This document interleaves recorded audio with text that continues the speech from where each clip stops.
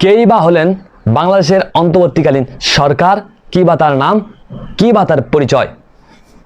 জানতে হলে পুরো ভিডিওটি দেখতে থাকুন।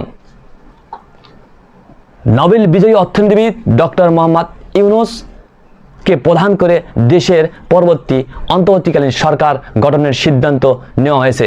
গতকাল মঙ্গলবার রাতে বঙ্গভবনে রাষ্ট্রপতি মোহাম্মদ শাহাবুদ্দিনের সঙ্গে তিন বাহিনীর প্রধানগণ ও ছাত্র আন্দোলনের সমন্বয়কদের বৈঠকে এক সিদ্ধান্ত নেওয়া হয়। রাষ্ট্রপতি প্রেস সচিব জয়নাল আবেদিনের মাধ্যমে প্রথম আলোকে এই তথ্য নিশ্চিত করেন।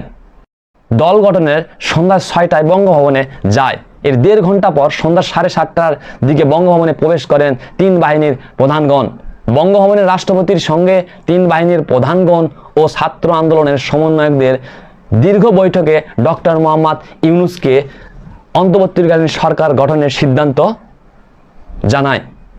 তিনি বলেন, তারা অন্তর্বর্তীকালীন সরকারের প্রধান হিসেবে ডক্টর মোহাম্মদ ইউনূসের নাম প্রস্তাব করেছেন।